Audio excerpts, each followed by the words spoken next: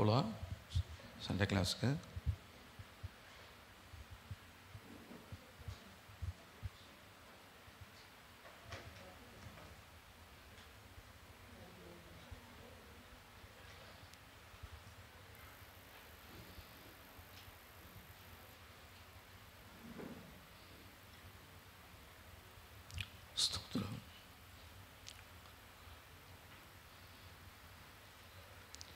இந்த நாளிலே நாம் பார்க்க இருக்கிறதான செய்தியினுடைய தலைப்பு தேவனோடு நடந்து செல்லுதல். Walk with the Lord. தேவனோடு நடக்க வேண்டும். அதற்காக தான் கர்த்தர் நம்மை அழைத்திருக்கிறார். இதற்காக நாம் தெரிந்து கொள்ளப்பட்டதான தேவனுடைய வார்த்தை 1 யோவான்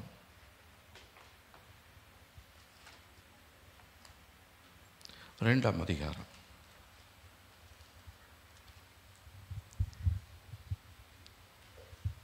6ஆம் வசனம். 326வது பக்கத்தில் இருக்குது.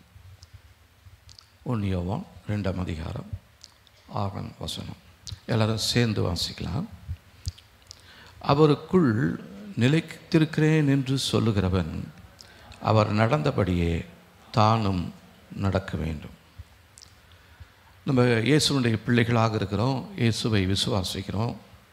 தேவன் தான் நம்முடைய வீட்டின் தலைவராக இருக்கிறார். நம்முடைய குடும்பத்தை நடத்தி செல்கிறவர் தேவன் தான். நம்ம எல்லா காரியங்களையும் தேவ சமூகத்தில் அர்ப்பணித்து தான் நம்ம துவங்குகிறோம். ஆனால் இந்த இடத்துல தேவனுடைய வார்த்தை சொல்லுது, அவருக்குள் நிலைத்திருக்கிறேன் என்று சொல்லுகிறவன் அவர் நடந்தபடியே தானும் நடக்க வேண்டும். இப்போ இயேசுவோடு நம்ம நடக்கணும். அதற்காகத்தான் தேவன் நம்மை தெரிந்து கொண்டிருக்கிறார். நம்ம அழைக்கப்பட்டதான அழைப்பிலே நாம் நிலைத்திருக்க வேண்டும் என்று சொன்னால் தேவனோடு நம்ம நடந்து செல்ல வேண்டும். அதுதான் தேவன் நம்ம இடத்துல இந்த நாளிலே எதிர்பார்க்கிறதான ஒரு காரியமாக இருக்கிறது. இன்றைக்கு அநேகர் தேவனோடு நடக்கிறேன் என்று சொன்னாலும் தேவனோடு நடப்பது இல்லை.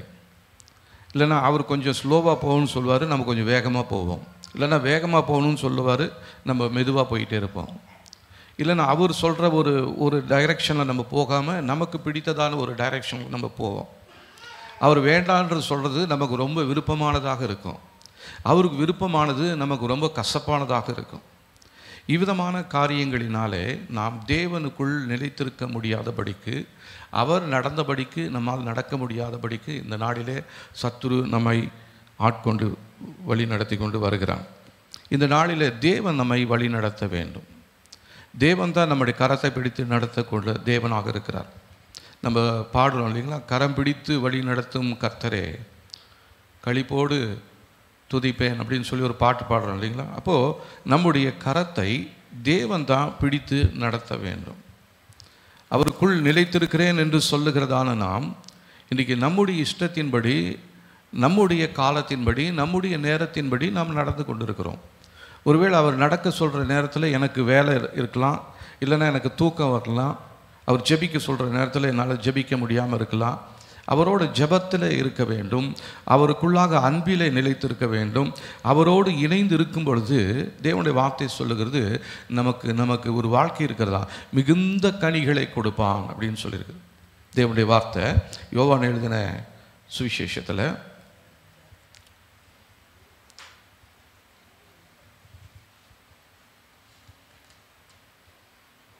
15ஆம் அதிகாரத்தில்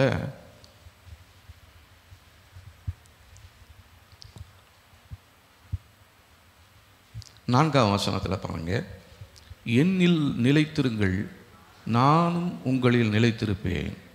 கொடியானது திராட்சை செடியில் நிலைத்திராவிட்டால் அது தானாய் கனி கொடுக்க மாட்டாதது போல நீங்களும் என்னில் நிலைத்திராவிட்டால் கனி கொடுக்க மாட்டீர்கள். அப்போ கனி கொடுக்காத செடியை குறித்து 16ஆம் வசனத்தில் 6ஆம் வசனத்துலையும் 7ஆம் வசனத்துலேயும் நம்ம வாசிக்கிறோம். ஒருவன் என்னில் நிலைத்திராவிட்டால் வெளியே எரியுண்ட கொடியை போல அவன் எரியுண்டு உலர்ந்து போவான். அப்படிப்பட்டவைகளை சேர்த்து அக்னியிலே போடுகிறார்கள், அவைகள் எரிந்து போம். நீங்கள் என்னிலும் என் வார்த்தைகள் உங்களிலும் நிலைத்திருந்தால் நீங்கள் கேட்டுக்கொள்வதெதுவோ அது உங்களுக்கு செய்யப்படும். நீங்கள் மிகுந்த கனிகளை கொடுப்பதினால் என் பிதா மகிமைப்படுவார், எனக்கும் சீஷராய் இருப்பீர்கள். இப்போ தேவனுக்குள்ளே நிலைத்திருக்கும் பொழுது எவ்வளோ ஆசீர்வாதமான காரியங்களை தேவனுடைய வார்த்தை நமக்கு சொல்லுகிறது. அவர்கள் நிலைத்திருக்கும் பொழுது நாம் கேட்டுக்கொள்வது எதுவோ அதை என்ன பண்ணுவாராது, அதை நமக்கு செய்வார். இன்றைக்கி நம்ம ஜெபிக்கிறோம், நிறைய காரியங்களை ஜெபம் பண்ணிக்கிட்டே இருக்கிறோம், ஆனால் எதுவுமே நடக்கவே மாட்டேனுது. சில காரியங்களுக்கு வருஷ கணக்கில் நம்ம ஜெபித்து கொண்டே இருக்கிறோம், நடக்க மாட்டேனுது. சரி, ஏதோ ஆண்டவர் கேட்காமல் இருக்கிறாரோ, ஆண்டவருக்கு காது இல்லையோ? இல்லை, கேட்கக்கூடாதபடி அவருடைய செவிகள் மந்தமாகவில்லை, கிரியை செய்ய முடியாதபடி அவருடைய கரங்கள் குறுகிப்பாகவும் இல்லை. பின்ன எது நம்முடைய ஜெபத்தை தடை செய்கிறது? நம்முடைய வாழ்க்கையில் காணப்படுகிறதான பாவங்களும் சாபங்களும் அவரோடு நடக்காத நம்ம இஷ்டத்துப்படி நடக்கிறபடினால தான் நிறைய காரியங்கள் நம்ம ஜெபம் பண்ணி இன்னும் கிடைக்கல. அப்போ இதை கொஞ்சம் நம்ம ஆராய்ந்து பார்க்கணும், ஏன் நம்முடைய வாழ்க்கையில் கிடைக்கல. ருத்தர் ஃபோர்டு அப்படின்னு சொல்லி ஒரு மனிதன் இருந்தார். அவர் தான் இந்த ஃபோர்டு கார் உருவாக்கினவர். அவர் சொல்கிறாரு, அவருடன் தேவனுடன் நடக்கிற யாவரும் தங்களுடைய லக்கை எளிதாக அடைவார்கள். நம்ம எல்லாருக்குமே ஒரு லக்கு இருக்கிறது. ஒரு குறிக்கோள் இல்லாமல் இந்த உலகத்தில் எந்த மனிதனுமே இல்லை. அப்படி இருக்கிறவங்களும் இருக்கிறாங்க. குறிக்கோள் இல்லாமல் இந்த நாட்களில் எதற்கு குடும்பத்தை தேவன் கொடுத்தார், எதற்கு பிள்ளைகளை கொடுத்தார், எதற்கு மனைவியை கொடுத்தார், எதற்கு கணவனை கொடுத்தார், இது புரியாமல் ஒரு குறிக்கோள் இல்லாமல் அலைந்து கொண்டிருக்கிறதான அநேகரை நம்மால் பார்க்க முடிகிறது. அவங்கள பார்த்தா நம்ம என்ன சொல்லுவோம்னா, அவங்கள எளிதாக கண்டுபிடிச்சிடலாம். ஏன்னா அவங்களுடைய நடவடிக்கைகள் எல்லாமே வித்தியாசமாக இருக்கும். நேசிக்கக்கூடிய மனைவியை வெறுப்பாங்க, புருஷனுக்கு சரியாக செய்ய முடியாமல் இவங்க வேறு இடத்துல வேறு வேலை செஞ்சிட்டு இருப்பாங்க. பிள்ளைங்க தங்களுடைய இஷ்டத்துக்கு போயிட்டே இருக்கும். ஏன்னா அந்த பிள்ளைகளுக்கு ஒரு குறிக்கோள் இல்லை. பெற்றோர்கள் அந்த பிள்ளைகளை அவங்க எதற்காக பெற்றார்கள் என்று ஒரு குறிக்கோள் இல்லாமல் நிறைய பெற்றோர்கள் பெற்றிருக்கிறாங்க. குறிக்கோள் இல்லாமல் நிறைய பிள்ளைகளுடைய வாழ்க்கை காணப்படுவதற்கு காரணம், பெற்றோர்கள் அவர்களை பெற்றவர்கள் ஒரு குறிக்கோள் இல்லாமல் பெற்றிருக்கிறார்கள். ஆனால் தேவன் தம்முடைய சித்தத்தின்படி தான் உங்களுக்கு அந்த குழந்தையை கொடுத்துருக்கிறார். உங்களுக்கு குறிக்கோள் இருக்குதோ இல்லையோ, உங்களுடைய பிள்ளைகளுக்கு குறிக்கோள் இருக்குதோ இல்லையோ, உங்கள் ஒவ்வொருவரையும் குறித்தும் கர்த்தர் ஒரு திட்டத்தை தேவன் வைத்திருக்கிறார். அந்த திட்டம் தான் நம்முடைய வாழ்க்கையில் நடந்து கொண்டு இருக்கிறது. அந்த திட்டத்துக்கு மாறாக நடக்கும்படியாய் நாம் என்ன பண்ணிட்டு இருக்கிறோம்னா, நமக்கு விரோதமாக செயல்பட்டு கொண்டு இருக்கிறோம். என்னன்னா, கர்த்தருக்குள்ளே நம்ம நிலைத்து இருக்கிறதே இல்லை. தேவன் சொல்கிற வார்த்தைகளை கேட்டும் கேட்காதல போல இருக்கிறோம். எத்தனையோ பிரசங்கங்களை ஒரு வருஷத்தில் நம்ம கேட்குறோம். டிவி மூலமாக தேவனுடைய வார்த்தைகள் சொல்லப்படுகிறது. யூடியூப்பில் நிறைய வார்த்தைகளை கேட்குறோம். எல்லாமே கேட்டாலும் நமக்குள்ள எந்த விதமான பிரயோஜனமும் இல்லை, முன்னேற்றமும் இல்லை, ஆசீர்வாதமும் இல்லை. தேவனுடைய வார்த்தையை குறித்து 1 சங்கீதத்தில் 1 அதிகாரத்தில் சொல்லும் பொழுது, அவன் இரவும் பகலும் அதன் மேலே தியானமாக இருப்பானோ, அவன் செய்வதெல்லாம் வாய்க்கும். இதுதான் தேவனுடைய வார்த்தை. ஆனால் நம்ம தொடர்றது எல்லாமே கெட்டு போயிடுது, உடஞ்சி போயிடுது, நடக்க மாட்டேடுது. நம்முடைய இருதயத்தின் விருப்பத்தை அவர் நிறைவேற்றுவேன்னு சொல்கிறார். சங்கீதம் 20 அதிகாரம் 4 அவர் உன் மன விருப்பத்தின்படி செய்வார். உன் மன விருப்பமும் அவர் மன விருப்பமும் இணைந்திருக்கும் பொழுது உன்னுடைய மன விருப்பத்தின்படி செய்வார். நீ எதையோ ஒன்று நினச்சிக்கிட்டு எனக்கு இப்படியெல்லாம் வரணும், அப்படியெல்லாம் கிடைக்கணும் நீ நினச்சிக்கிட்டு இருந்தீங்கன்னா அது தேவனுடைய சித்தத்துக்கு ஒத்து போகாது. அதுக்கப்புறம் ஆண்டவரை நீங்கள் மன விருப்பத்தின்படி செய்கிறேன்னு சொன்னீங்க, ஆனால் நான் மனசில் விரும்புகிறேன், எனக்கு நடக்கலையே அப்படின்னா அவருடைய மனசில் அது இல்லை. அப்போ எங்கே போனாலும் நீங்களும் தேவனும் நாமும் தேவனும் இணைந்து அவருக்குள் நிலைத்திருக்கும் பொழுது நாம் வேண்டிக் கொள்வது எதுவோ அதை அவர் கொடுப்பார், நிச்சயமாகவே தருவார். ஒருவேளை தாமதித்தாலும் அவர் பொய் சொல்ல மாட்டார். இப்போ அது உங்களுக்கு தேவையில்லைன்னு நினைச்சார்னா அவர் கொஞ்சம் தாமதம் பண்ணுவார். நீங்கள் கிடைக்காத ஆசீர்வாதங்கள்லாம் திடீர்னு வரும், அது உங்களுக்கு உடனே தேவைன்னு தெரியும், ஆண்டவருக்கு தெரியும், உங்களுக்கே தெரியாது. ஆனால் ஆண்டவர் உங்களுக்காகவே என்ன பண்ணியிருப்பாருன்னா ஏற்படுத்தி வைத்து அதை உங்களுடைய வாழ்க்கையில் சரியான நேரத்தில் கொண்டு வந்து சேர்ப்பார். தேவன் ஒரு நாளும் தவறு செய்கிறவர் அல்ல. இப்போ அந்த ருத்தர்ஃபோர்டு சொல்கிறாரு, நீங்கள் தேவனோடு நடப்பீர்களானால், தேவனோடு இருப்பீர்களானால் உங்களுடைய லக்கு ஒரு நாளும் தவறவே தவறாது. உங்களுடைய விருப்பத்தை அவர் நிறைவேற்றுவார், உங்களுடைய மன விருப்பத்தை அவர் நிறைவேற்றுவார். எப்போ? அவரும் நீங்களும் இணைந்து நிலைத்து நடக்கும் பொழுது கர்த்தர் உங்களுடைய மன விருப்பத்தை அவர் நிறைவேற்றுவார். உங்களுக்குன்னு அவர் ஏற்கனவே முன்குறிச்சிட்டார். அதை எப்படி உங்களுடைய வாழ்க்கையில் செய்வார்? ஒருவேளை தாமதம் ஆகலாம், இல்லைன்னா நீங்கள் நினையாத நேரத்தில் முன்கூட்டியே கூட சில நேரத்தில் ஆண்டவர் நிறைய பேருக்கு அப்படி சாட்சிகளை நான் கேட்டிருக்கிறேன். நான் இருதயத்துக்குள்ளே தான் நினச்சேங்க, ஜெபம் கூட பண்ணல, ஆனால் வீட்டுக்கு வரும்பொழுது அது ரெடியாக எனக்காக காத்திருந்துச்சு அப்படின்னு சொல்லி. இப்போ ஏதாவது ஒரு காரியத்தை குறித்து ஒரு விருப்பம் இருந்துச்சுன்னு வச்சிங்களேன், அந்த விருப்பம் ஒரு ரோட்டில் வரும்பொழுது ஒரு சட்டையோ ஏதோ ஒன்று அழகாக இருக்குதே அப்படின்னு நினச்சிட்டு வீட்டுக்கு வந்தால் வீட்டில் ரெடியாக இருக்கும் அந்த சட்டை, அதே டிசைனில் இருக்கும். அந்த மாதிரி உங்களுக்கு யாருக்காவது ஏற்பட்டிருக்குதா? எனக்கு அந்த மாதிரி அனுபவங்கள் இருக்குது. ஹல்லேலூயா, ஸ்தோத்திரம். கர்த்தருடைய வார்த்தையில் நீங்களும் நானும் நிலைத்திருக்கிறோம் என்று சொல்லி அர்த்தம். தேவனுடைய சித்தத்தின்படி நாம் நடக்கும் பொழுது, ஏன்னா அந்த வாஞ்சி விருப்பத்தையும் யார் உண்டாக்குறாவா? தேவனே உண்டாக்குகிறார். அவர் உண்டாக்கும் பொழுது அதை நிச்சயமாக அவர் உங்கள் வாழ்க்கையில் செய்யாமல் இருக்க போகிறதே கிடையாது. உங்கள் வாழ்க்கையில் நிச்சயமாக அவர் கொடுக்க போகிறார். ஹல்லேலூயா. அதனால் நமக்கென்று எனக்கென்று எதையெல்லாம் முன்குறித்தீரோ அதை எப்படியும் என்னுடைய வாழ்க்கையில் நீங்கள் நிறைவேற்றி தருவீங்க ஆண்டவரே. ஹல்லேலூயா. நான் தேவனுக்கு நாம் நன்றி சொல்லுவோமா? நன்றி சொல்லுகிறோம் ஆண்டவரே. ஆமாம், ஏன்னா நமக்காகவே யாவையும் தேவன் செய்து முடித்தார். நேர்த்தியாக நம்ம அதை பாட்டு பாடலாமா? எனக்காக யாவையும் செய்பவரே, செய்து முடித்தவரே, எனக்காக யாவையும் செய்பவரே, செய்து முடித்தவரே, என் பாரங்கள் என் சுமைகள், என் பாரங்கள் என் சுமைகள் உம் பாதத்தில் இறக்கி வைத்தே, உம் பாதத்தில் இறக்கி வைத்தேன். ஏசையா உம்மைதானே என் முன்னே நிறுத்தியுள்ளேன். ஏசையா உம்மைதானே என் முன்னே நிறுத்தியுள்ளேன். உம்மோடு இருப்பதுதான் உள்ளத்தின் வாஞ்சையா, உம் சித்தம் செய்வதுதான் இதயத்தின் ஏக்கமையா. உம்மோடு இருப்பதுதான் உள்ளத்தின் வாஞ்சையா, உம் சித்தம் செய்வதுதான் இதயத்தின் ஏக்கமையா. எனக்காக யாவையும் செய்பவரே, செய்து முடிப்பவரே, எனக்காக யாவையும் செய்பவரே, செய்து முடிப்பவரே, என் பாரங்கள்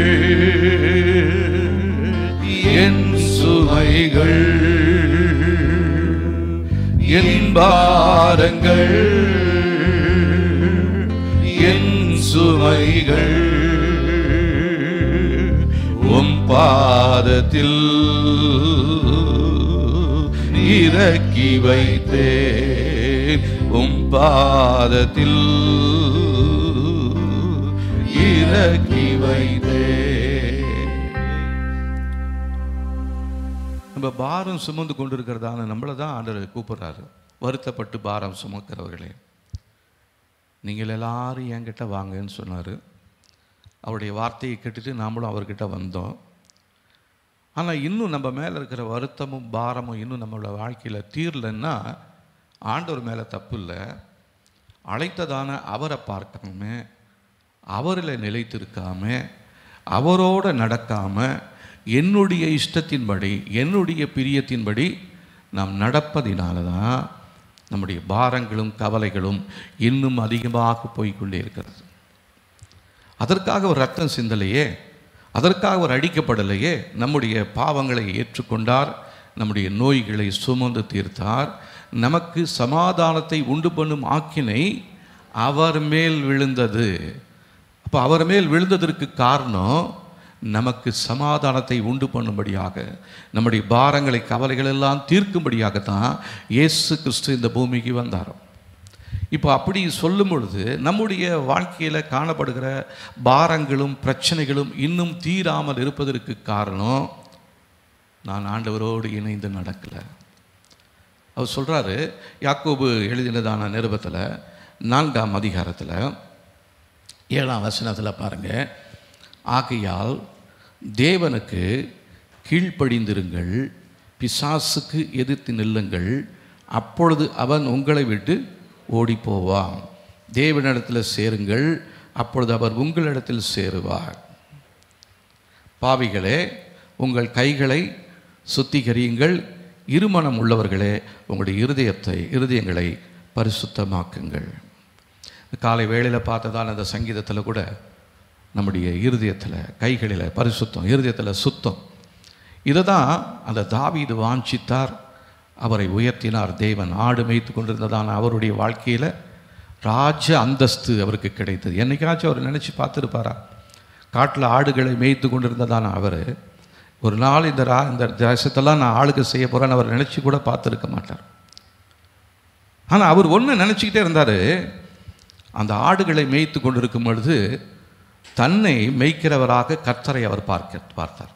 கர்த்தர் என் மேய்ப்பராக இருக்கிறார், அவர் என்னை புல்லுள்ள இடங்களில் நடத்துவார், அமர்ந்த தண்ணீர்கள் கொண்டு போய் சேர்ப்பார். அதை பார்த்துட்டு ஆண்டவரை புகழ்ச்சியாக பாடி துதித்து கொண்டே இருக்கிறார். அவருடைய இருதயத்துக்குள்ள ஒருவேளை இருதயத்தை திறந்து பார்த்துருப்போமானால் அவருடைய இருதயத்துக்குள்ளே ஒரு வாஞ்சை என்ன தெரியுங்களா? இரவும் பகலும் நான் படுக்கையிலும் நான் நித்திரை செய்கையிலும் என் தேவனை மாத்திரம் தான் நான் துதிக்கணும். அதுதான் அவருடைய பிரதானமான வாஞ்சையாக இருந்தது. ஆனால் இன்றைக்கி நம்முடைய வாஞ்சை என்னவாக இருக்கிறது? கொஞ்ச நேரம் ஜெபம் பண்ணணும்னு ஒரு வாஞ்சை. இன்றைக்கி ஜெபத்தை பற்றி கேட்டோம், தேவனுடைய வார்த்தை பேசுது, ஜெபத்திலேயே இருக்கணும்னு ஒரு வாஞ்சை. இங்கேருந்து வெளியே போகும்பொழுது அந்த வாஞ்சை வெளியே போயிட்டு கடையில் என்ன வாங்கலான்ற ஒரு வாஞ்சை, வீட்டுக்கு போனவொன்னே அங்கே ஒரு வாஞ்சை, மறுபடியும் அடுத்த வாரம் வரையிலுமே இந்த வாஞ்சையும் விருப்பமும் பிசாசு என்ன கொடுக்குறானோ அதை தான் வச்சுக்கிறோம், அதன்படி ஓடுறோம், அதன்படி நடக்கிறோம். என்னுடைய வாஞ்சை நான் ஒரு பெரிய பணக்காரனாக ஆகணும்னு, இல்லைன்னா என்னுடைய வாஞ்சை என் குடும்பத்தை நல்லா நடத்தணும்னு, இல்லைன்னா என்னுடைய விருப்பம் நான் ஒரு பெரிய வீட்டை கட்டணும்னு, இல்லைன்னா என் பிள்ளைகளை நல்ல ஒரு உயர்ந்த கல்வியில் கொடுக்கணும், நல்ல காலேஜில் நல்ல ஸ்கூலில் சேர்க்கணும். இதுதான் என்னுடைய வாஞ்சையும் விருப்பமாக இருக்கும் பொழுது கர்த்தர் எப்படி அவருடைய விருப்பத்தை நமக்குள்ளே நிறைவேற்றுவார்? ஹல்லேலூயா. அதனால் இந்த நாட்களில் கர்த்தர் நம்மோடு பேசுகிறதான ஒரு காரியம், அவருக்குள் நீங்களும் நானும் நிலைத்திருக்கும்படியாகவே கர்த்தர் நம்மை அழைக்கிறார். அதற்கு நம்ம சில காரியங்களை செய்ய வேண்டியது மிகவும் அவசியமாக இருக்கிறது. அதை தான் இந்த நாளில் நம்ம பார்க்க போகிறோம். நம்முடைய தொடர்பு இயேசுவோடு இருக்குமானால் அது மிகவும் மகிழ்ச்சியை கொடுக்கக்கூடிய ஒரு தருணமாக இருக்கும், மிகவும் ஆனந்தத்தை கொடுக்கக்கூடிய ஒரு இடமாக இருக்கும். எல்லா நேரத்திலும் கனிகளை கொடுக்கக்கூடியவர்களாக இருப்போம். வறட்சியான காலத்திலும் நம்ம அவங்களுக்கு இயேசுவுக்காக கனிகளை கொடுப்போம். நம்மளை எல்லாரும் திட்டுவாங்களா, அந்த நேரத்தில் நம்ம சந்தோஷப்பட்டு மகிழ்வோம். நம்ம நிறைய நேரத்தில் நான் செஞ்சுருந்தா கூட பரவாயில்லைங்க, செய்யாத ஒன்று என் மேலே சொல்லி என்னை குற்றப்படுத்துகிறாங்க, என்னை வேதனைப்படுத்துகிறாங்க அப்படின்னு சொல்லிட்டு கண்ணீரோடு ஜபிக்கிறதுக்கு வரவங்க நிறைய பேர் இருக்கிறாங்க. அவங்க சொல்கிறாங்க, நான் எதாவது செஞ்சுருந்தா கூட பரவாயில்ல, யோசிக்க கூட இல்லைங்க, ஆனால் என்ன இப்படி சொல்லிட்டாங்களே. ஆனால் ஆண்டவருடைய வார்த்தை என்ன சொல்லுது தெரியுங்களா? நீங்கள் செய்யாத ஒன்றை நீங்கள் செஞ்சீங்கன்னு சொன்னால் அந்த நேரத்தில் நீங்கள் என்ன பண்ணணுமா? மகிழ்ந்து களி கூறணுமா? மத்தேயு 5ஆம் அதிகாரத்தில் இருக்குது.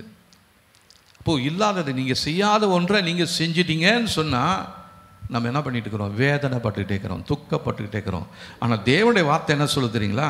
அந்த நேரத்தில் நீங்கள் நல்ல ஒரு பாட்டு புஸ்தகத்தெல்லாம் எடுத்து வச்சுக்கிட்டு என்ன பண்ணணும்? நல்லா பாடி துதிக்கணும். ஆண்டவரே, எனக்கு இந்த கிருபையை கொடுத்துருக்குறீங்களே. பொதுவாக உலகத்தில் சொல்லுவாங்க இல்லைங்களா, காய்க்கிற மரத்துக்கு தான் கல்லடி உண்டு. அப்போ நீங்கள் நன்றாக இருக்கிறீங்க, நல்லா கனி கொடுக்குறீங்கன்னு தெரிஞ்சுக்குங்க. உங்களை குறித்து இல்லாதது ஒன்றை சொல்லி உங்களை வேதனைப்படுத்தி உங்களை துன்பப்படுத்தும் பொழுது நீங்கள் துக்கப்படக்கூடாது. நீங்கள் ஒன்று நினச்சிக்கணும், நான் நல்ல ஆண்டவருக்காக கனி கொடுக்கிறவனாக இருக்கிறேன். ஹல்லேலூயா. அதனால தான் இன்றைக்கி எல்லாரும் என் மேலே கல் எறிஞ்சிக்கிட்டே இருக்கிறாங்க. ஆனால் இன்னும் நல்லா கல் எறியட்டும், நான் நிறைய கனிகளை கொடுப்பேன். ஹல்லேலூயா. ஏன்னா வறட்சியான காலங்களிலும் நமக்கு மிகுந்த கனிகளை கொடுப்பான் அப்படின்னு சொல்லி நமக்கு சங்கீதம் 1ஆம் அதிகாரத்திலேயே சொல்லப்பட்டிருக்கு இல்லைங்களா? அதை வாசிக்கலாமா? சங்கீதம்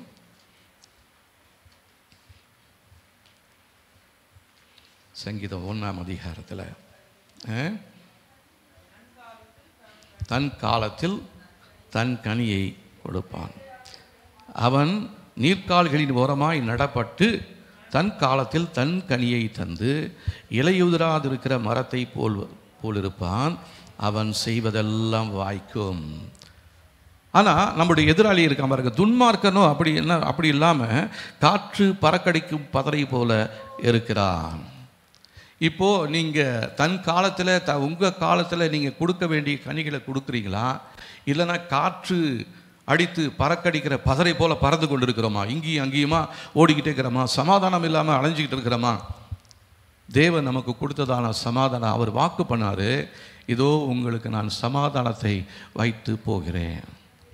இந்த சமாதானம் எல்லாருக்குமே கிடைக்காதுங்க. இன்றைக்கி பூமியில் இருக்கிற பெரிய பணக்காரங்களுக்கு கூட இந்த சமாதானம் இல்லை.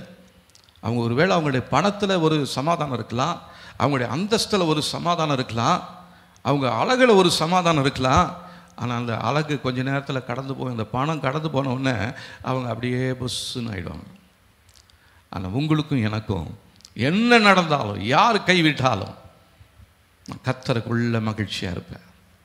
இந்த பாட்டை நிறைய நேரத்தில் நம்ம பொய்யாவே பாடிக்கிட்டே இருக்கிறோம். என்ன நடந்தாலும் நன்றி ஐயா, யார் கைவிட்டாலும் நன்றி ஐயா. அப்படி உண்மையாக சொல்ல முடியுமா?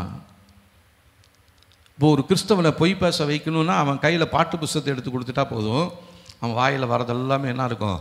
பொய்யாக பாடிக்கிட்டே இருப்பான். இதுதான் பிசாசுடைய தந்திரம். இன்றைக்கி நிறைய பாட்டு எழுதிக்கிட்டே இருக்கிறாங்க. நிறைய பாட்டுகளெல்லாம் எழுதிக்கிட்டே இருக்கிறாங்க. எல்லா பாடுகளிலுமே பார்த்திங்கன்னா மியூசிக்காகவும் அந்த ரிதம்ஸுக்காகவும் தான் இன்றைக்கி நிறைய பாட்டு பாடிக்கிட்டே இருக்கிறாங்களோ ஒழிய ஒருத்தரும் கருத்தை உணர்ந்து பாடுகிறதே இல்லை. எபினேசரன் ஒரு பாட்டு வந்திருக்குது இல்லைங்களா? அந்த பாட்டை பாடும் பொழுது இவங்க உண்மையிலேயே பாடுறாங்களான்னு நினைக்கிறேன், தெரியல. பாட்டு எழுதுகிறவர் அவர் உண்மையாகவே அவருடைய அனுபவத்தை அவர் எழுதியிருப்பார். ஆனால் பாட்டு பாடுறதான நீங்களும் நானும் ராகத்துக்காக பாடக்கூடாது. பவுல் அப்போஸ்தலன் சொல்ல தெரியுங்களா?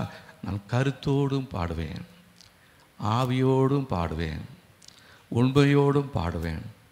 அப்போ நீங்கள் ஒரு பாட்டை பாடணுன்னா நீங்கள் சொல்லணும், ஆண்டவரே இதில் வர வார்த்தைகள் எல்லாம் என் கருத்தோடு நான் பாடணும், நான் உண்மையோடு பாடணும், நான் உண்மையோடு உங்களை துதிக்கணும். எல்லாரும் துதிக்கிறாங்களேன்ட்டு நீங்களும் நானும் கையை உயர்த்தி துதிச்சு கொண்டு இருக்கிறோம்.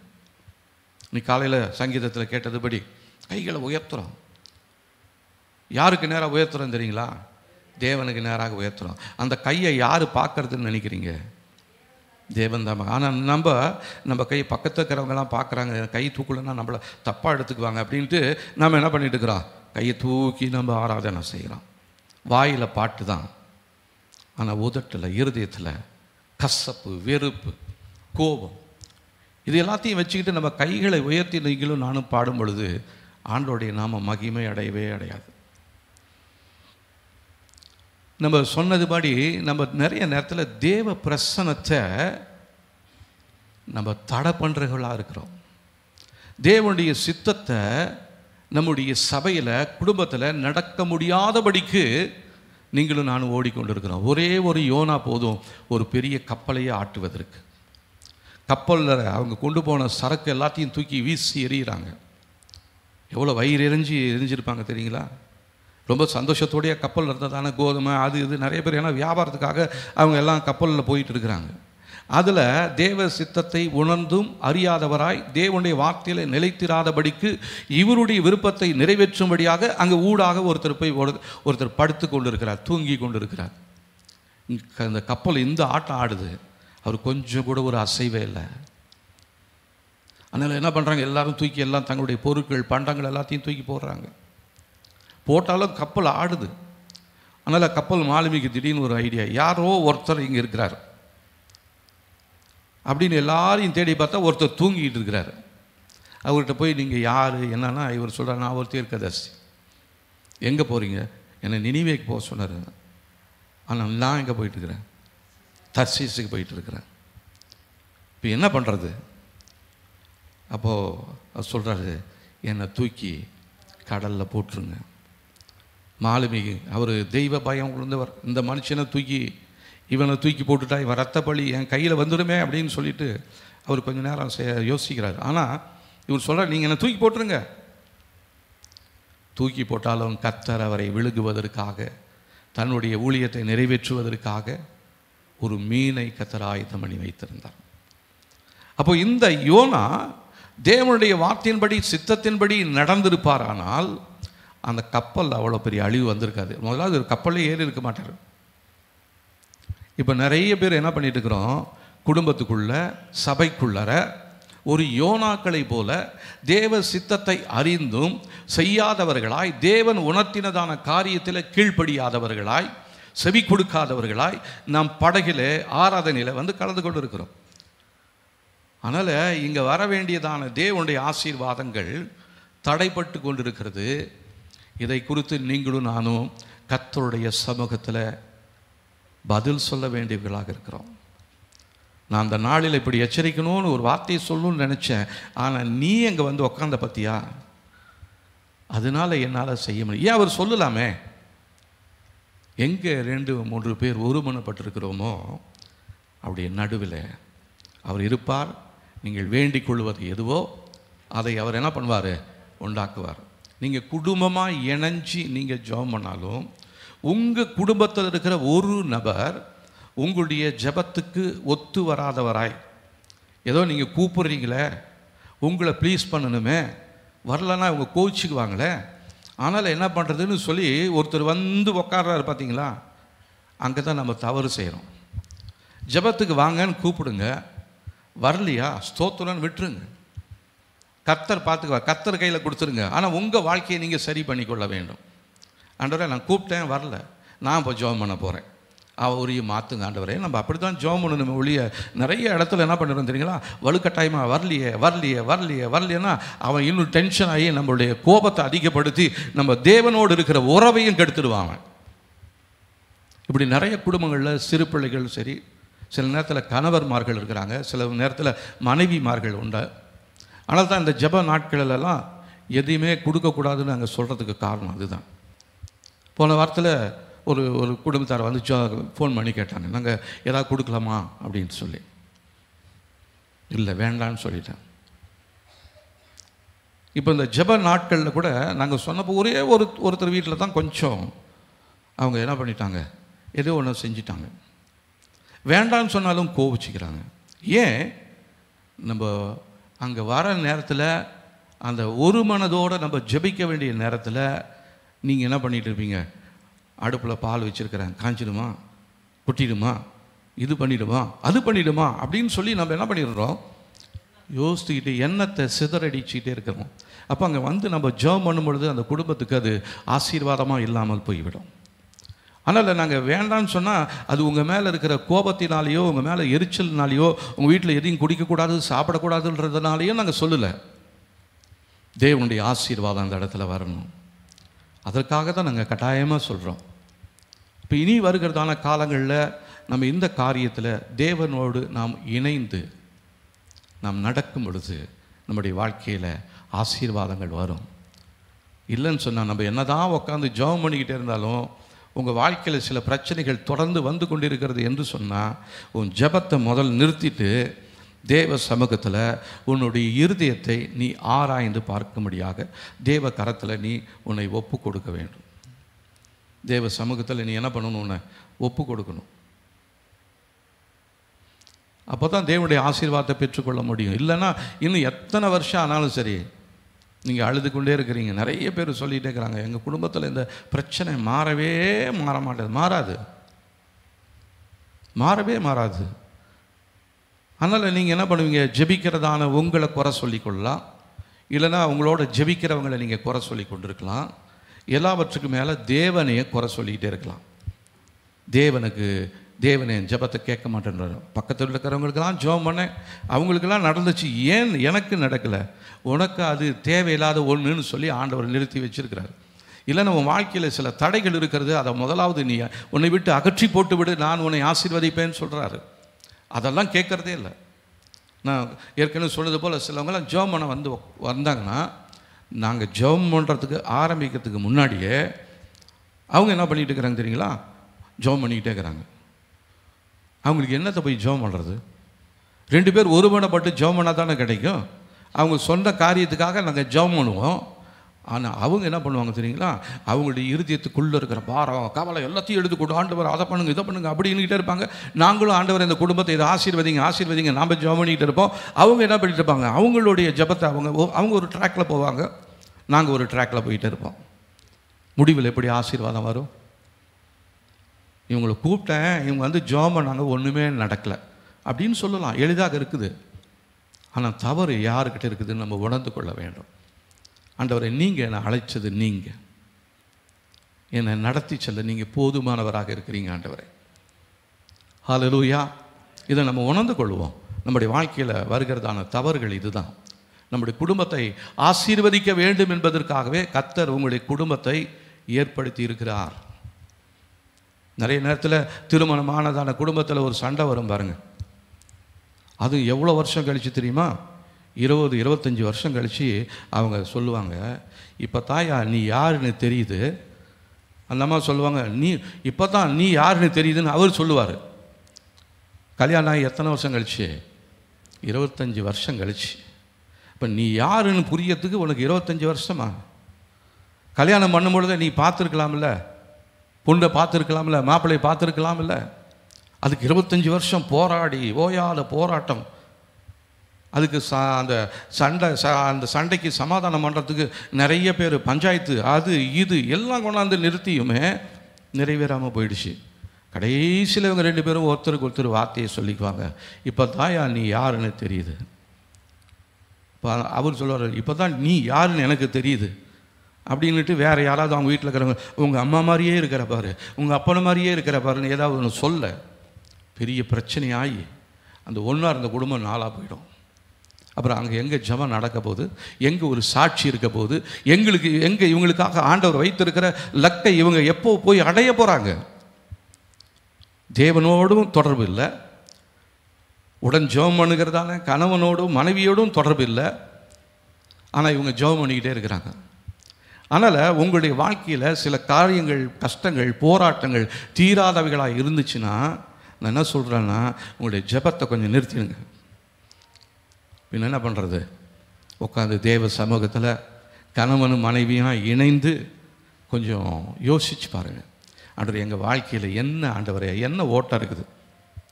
எது வழியாக எங்களுடைய ஜெபம் வர முடியாதபடி ஓட்டையில் போயிட்டே இருக்குது? எது வழியாக எங்கள் குடும்பத்துக்குள்ளே சத்துரு இப்படி வந்துகிட்டே இருக்கிறான்? எது வழியாக எங்களுடைய வியாபாரத்தில் இப்படி பிசாசு வந்து பண்ணிக்கிட்டே இருக்குது? எல்லாத்தையுமே நம்ம பிசாசு மேலே போட்டுக்கிட்டே இருக்கிறோம். அவன் அக்கடான்னு உட்காந்துட்டே இருப்பான். ஆனால் இங்கே நம்ம என்ன பண்ணிகிட்டு இருக்கிறோம்? எல்லாத்தையும் பேய் பிசாசு அப்படின்னு சொல்லிக்கிட்டே இருக்கிறோம். ஒருத்தர் சொன்னார், உங்கள் ஜெபம்லாம் எனக்கு ரொம்ப பிடித்தமாக தான் இருக்குது, ஆனால் நீங்கள் தேவனை மகிமைப்படுத்தவே போகிறதில்ல. எல்லாத்துலேயுமே பிசாசை கட்டுறேன், பிசாசை கொத்துறேன், பிசாசை வெட்டுறேன், இதை தான் சொல்லிக்கிட்டே இருக்கிறீங்க. தேவனுடைய வார்த்தையே அதில் இல்லையே. இன்றைக்கி நம்மளுடைய ஜெபமும் அப்படி தான் இருக்குது. குத்துறேன், கட்டுறேன், வெட்டுறேன், எல்லாம் நல்லது தான். ஆனால் முதலாவது உங்களுக்குள்ள ஒரு மனதோடு நீங்கள் ஜெபம் பண்ணலைன்னா, நீங்கள் இன்றைக்கி எத்தனை காலங்கள் குத்திக்கிட்டு இருந்தாலும் வெட்டிக்கிட்டு இருந்தாலும் அதெல்லாம் வீணாக போயிடும். அந்த அந்த விழலுக்கு இழைத்த நீர் அப்படின்னு சொல்லுவாங்க இல்லைங்களா, சும்மா வீணாக அந்த வாய்க்காலில் தண்ணி ஓடிக்கிட்டே இருக்கும். அந்த வளர வேண்டிய மரம் வளராமல் அப்படியே இருக்கும். அந்த கரையோரத்தில் இருக்கிற புல், அது இது அதெல்லாம் நல்லா செலுன்னு இருக்கும். அப்போ இவர் தண்ணி பாய்ச்சினதுனால என்ன பிரயோஜனம்? விளைய செய்கிற தேவன் நமக்குள்ளே இருக்கணும். விளைய செய்கிறதான தேவனுடைய வார்த்தை நமக்குள்ளே இருக்கணும். கனிகளை கொடுக்கக்கூடிய தேவனுடைய வார்த்தைகள் நம்மோடு இருக்கணும். நம்முடைய ஐக்கியம் தேவனோடு இருக்கணும், தேவ பிரசன்னத்தோடு இருக்கணும். அப்படி நீங்கள் இருந்து ஒரு சின்ன ஜெபம் பண்ணால் போதும். நாங்கள் ஒரு பழைய சபையில் இருக்கும் பொழுது அங்கே ஒரு அம்மா ரொம்ப நாளாக வந்துகிட்டே இருந்தாங்க. அவங்க கொஞ்ச நாள் அப்புறம் நான் அந்த சபையிலேருந்து வந்துட்டேன்னா திடீர்னு ஒரு நாள் பார்த்தாங்க, எப்படிமா இருக்குங்க அப்படின்னு. எங்கெங்கே அவர் ஜெபம் பண்ணுறாரு, சும்மா தலையில் கை வச்சு ஒரு வார்த்தை 2 வார்த்தை சொல்லிட்டு போயிடுறாரு. நான் மாத்திரம் என்ன சொன்னேன், இயேசுவின் நாமத்தில் இந்த மகளை ஆசீர்வதிங்க, குடும்பத்தின் கஷ்டங்களை தீருங்க. நீங்கள் அதற்கு பாத்திரவான்களாக இருந்தால் நாங்கள் பண்ண ஜெபம் பெரிய ஜெபமாக இருந்தாலும் சரி, சின்ன ஜெபமாக இருந்தாலும் சரி, உங்களுக்கு மிகுதியான ஆசீர்வாதத்தை கொடுக்கக்கூடியதாக இருக்கிறது. அப்போ நம்ம பண்ணுற ஜெப நேரத்தை கணக்கு வச்சுக்கிட்டு தேவன் நம்மளை ஆசீர்வதிக்கிறவர் கிடையாது. நம்மளுடைய இருதயம் எந்த அளவுக்கு ஆண்டவரோடு ஒத்து போகிறது, தேவனுடைய வார்த்தையில் நீங்களும் நானும் எந்த அளவுக்கு நிலைத்திருக்கிறோம், அதை வைத்து தான் நம்முடைய வெற்றியை நம்மால் தீர்மானிக்க முடியுமே ஒழிய, மற்றபடி நம்ம உபவாசம் பண்ணுறதுனாலையோ, நம்ம ஜெபம் பண்ணுறதுனாலையோ, நம்ம ஆலயத்துக்கு வர்றதுனாலையோ, அதனால் உங்களுக்கு உபவாசம் பண்ணக்கூடாதுன்னு சொல்லலை, ஆலயத்துக்கு வரக்கூடாதுன்னு சொல்லலை, ஜெபம் பண்ணக்கூடாதுன்னு சொல்லலை. எதை செஞ்சாலும் தேவனுடைய சித்தத்திற்கு இணைந்து, தேவனுடைய விருப்பத்திற்கு இணைந்து நீங்களும் நானும் ஜெபிக்கும் பொழுது கர்த்தர் நிச்சயமாகவே நம்முடைய ஜெபத்திற்கு பதில் கொடுப்பார். ஹல்லேலூயா. இன்னும் கூட கொஞ்சம் பேர் ஜெபம் பண்ணுவாங்க, ஆண்டவரே இந்த சுருக்கமான ஜெபத்தை கேட்டு பெருக்கமான பதிலை தாங்க ஆண்டவரே. ரொம்ப சிம்பிளான ஜெபம் இல்லைங்களா? சுருக்கமான ஜெபமா, பதில் மாத்திரம் பெருக்கமாக வரணுமா? அவங்களால் ரொம்ப நேரத்துக்கு தேவ சமூகத்தில் உட்கார முடியல. எல்லாமே நம்ம தேவ சமூகத்தில் அவருடைய நேரத்தின்படி, அவருடைய சித்தத்தின்படி நாம் ஜெபிக்கும் பொழுது நம்முடைய பண்ணுற ஜெபம் பெரிய ஜெபத்துக்கும் ஆசீர்வாதம் வரும், குட்டி ஜெபத்துக்கும் ஆண்டவர் ஆசீர்வாதத்தை கொடுப்பாரு. ஆனால் நம்முடைய இருதயம் தேவனோடு ஒத்து போகிறதா, தேவனுடைய வார்த்தையில் நம்முடைய நாட்டம் இருக்கிறதா? எதற்காக நம்முடைய நாட்டம் இருக்கிறது? சிலவங்க சொல்லுவாங்க, ஆண்டவரே எனக்கும் என் பிள்ளைகளுக்கும் என் பொண்டாட்டிக்கும் என் குடும்பத்துக்கும் மாத்திரம் ஆசீர்வாதம் கொடுங்க ஆண்டவர். மற்றவங்களெல்லாம் நான் நினைக்கவே மாட்டேன். என் குடும்பத்தில் சபையில் எத்தனை பேர் இருந்தாலும் சரி, அவங்களுக்காக நான் ஜெபம் பண்ண போகிறது கிடையாது. எனக்கும் என் பொண்டாட்டிக்கும் என் பிள்ளைகளுக்கும் நீங்கள் ஆசீர்வாதத்தை கொடுங்க. ஆமென், ஸ்தோத்திரம். ஜெபம் சுருக்கமான ஜெபம். இப்படி ஜெபம் பண்ணிக்கிட்டே இருக்கிறோம். இன்னும் கொஞ்சம் பேரை ஜெபத்தில் விட்டு அவங்க என்ன பண்ணுவாங்கன்னா மணிக்கணக்கில் ஜெபம் பண்ணிட்டு இருப்பாங்க.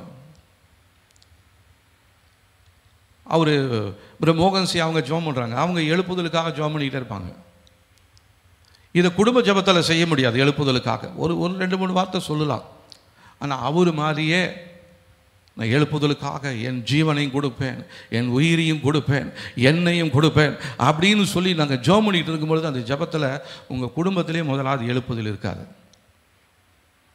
அங்கேயே ஒரு மடம் இல்லாமல் போயிடும். அதனால் நம்ம எதை கேட்டாலும் தேவனுடைய சித்தத்தின்படி, தேவனுடைய விருப்பத்தின்படி நாம் கேட்கும் பொழுது நிச்சயமாகவே தேவன் நம்மை ஆசீர்வதிப்பார். ஹல்லேலூயா. ஆனால் தான் சில இடத்துல சொல்லுவாங்க, நீங்கள் ஜெபத்துக்கு வரும்பொழுது சிறு பிள்ளைகளை, பேய் பிடிச்சவங்களை, பிசாசு பிடிச்சவங்களெல்லாம் இங்கே கூட்டிகிட்டு வராதிங்க. இங்கே ஜெபம் பண்ணுறதுக்குன்னே ஒரு நோக்கம் இருக்கிறது, எழுப்புதலுக்காக தான் ஜெபம் பண்ணணும் அப்படின்னா. அப்போ தான் இவங்க வண்டியில் வச்சுக்கிட்டு நடக்க முடியாதவங்களையும், ஓட முடியாதவங்களையும், குனிய முடியாதவங்களையும் இவங்க வச்சுக்கிட்டு வண்டியில் தள்ளிக்கிட்டு போய் அங்கே ஜெபம் பண்ணிக்கிட்டே இருப்பாங்க. அங்கே ஒரு மனம் இருக்குன்னு நினைக்கிறீங்க? இருக்காது. ஏன்னா அவர் எழுப்புதலுக்காக ஜெபம் பண்ணுவார், இவங்க இந்த அம்மா நடக்கணும், எந்திரிக்கணும், ஓடணும்னு இதுக்காக ஜெபம் பண்ணிக்கிட்டே இருப்பார். அப்போ நம்ம தான் மற்றவங்களுடைய ஜெபத்துக்கு நம்ம தான் தடையாக இருந்தோம். அதனால் எந்த இடத்துக்கு போகிறோம், எதற்காக தேவன் நம்மை அழைத்திருக்கிறான், உங்களுக்குன்னு ஒரு நோக்கம் இருக்குது. ஆண்டவர் உங்களை குறித்து ஒரு திட்டம் வைத்திருக்கிறார். அந்த திட்டம் நிறைவேற வேண்டும் என்று சொன்னால் முதலாவது நீங்கள் இயேசுவோடு நீங்கள் நடக்க வேண்டும். அவர் எப்படி நடக்கிறாரோ அப்படி நடக்கணும். அவர் அற்புதம் செய்யணுன்னா கூட யோவான் எழுதின சுவிசேஷத்தில் 2ஆம் அதிகாரத்தில் அந்த மரியாள் இயேசு கிறிஸ்துடைய தாயார் சொல்கிறாங்க பாருங்கள், அந்த வீட்டில் திராட்சை ரசம் குறைஞ்சி போயிடுது. அப்போது அந்த வீட்டில் இருக்கிறவங்க வந்து சொல்கிறாங்க.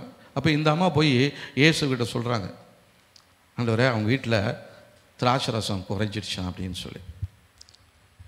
இயேசு என்ன சொல்கிறாரு, ஸ்திரீயை எனக்கு உனக்கும் என்ன, என் வேலை இன்னும் வரவில்லை என்றார். உடனே அவருடைய தாயார் வேலைக்காரரை நோக்கி, அவர் உங்களுக்கு என்ன சொல்லுகிறாரோ அதன்படி செய்யுங்கள் என்றார். இப்போ மரியாவுக்கு ஒன்று புரிஞ்சிடுச்சு, அவர் எது சொன்னாலும் அதில் ஏதோ நடக்க போகுது. நான் போய் இயேசுக்கிட்ட சொல்கிறதுனால எதுவும் நடக்க போகிறது கிடையாது.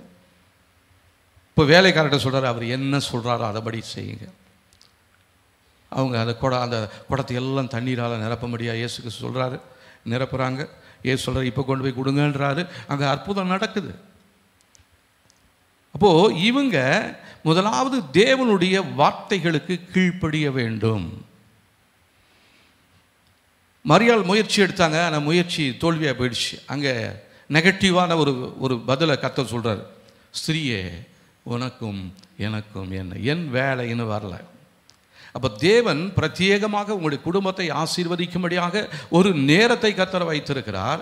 அந்த நேரத்தில் நீங்கள் போய் ஜெபம் பண்ணி அதன்படி கேட்டு அவரோடு இணைந்து நடப்பீர்களானால் கர்த்தர் உங்களுக்கென்று பிரத்யேகமாக வைத்திருக்கிற எல்லா ஆசீர்வாதங்களும் எப்படி வருமா, வானத்தின் பலகணிகளை திறந்து இடங்கொள்ளாமல் போக மட்டும் அவர் உங்களை ஆசீர்வதிப்பார்.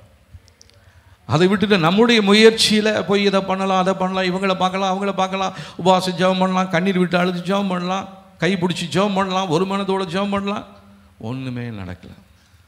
இப்படி தான் நிறைய காரியங்களை நம்ம தவற விட்டு கொண்டே இருக்கிறோம். தேவனுடைய வார்த்தைகளை நம்ம நன்றாக தெரிந்து கொள்ள வேண்டும். தேவன் என்ன சொல்கிறாரோ அதன்படி நம்ம நடக்கும் பொழுது அவர் நம்மை நித்தியத்திற்குள்ளாக நடத்த, நாம் விரும்புகிற காரியத்தை நமக்குள்ளாக செய்து முடிக்க அவர் போதுமானவராக இருக்கிறார். ஹல்லேலூயா. ஆமாம், இன்னொரு வசனத்தை வாசிக்கலாம் பாருங்கள். ரோமருக்கு எழுதின நிருபம் 12ஆம் அதிகாரம் 1ஆம் வசனம் பாருங்கள். அப்படி இருக்க சகோதரரே, நீங்கள் உங்கள் சரீரங்களை பரிசுத்தமும் தேவனுக்கு பிரியவுமான ஜீவ பலியாக ஒப்பு கொடுக்க வேண்டும் என்று தேவனுடைய இரக்கங்களை முன்னிட்டு உங்களை வேண்டிக் கொள்கிறேன். இதுவே நீங்கள் செய்யத்தக்க புத்தியுள்ள ஆராதனை. இப்போ நம்முடைய சரீரத்தில் ஒரு பரிசுத்தம் வேணும். தேவனுக்கு பிரியமான ஜீவ பலியாக ஒப்பு கொடுக்க வேண்டும். இதை தான் பவுல் ரோமருக்கு எழுதுகிறாரு. நான் உங்களை தேவனுடைய இரக்கங்களை முன்னிட்டு உங்களை வேண்டிக் கொள்கிறேன்.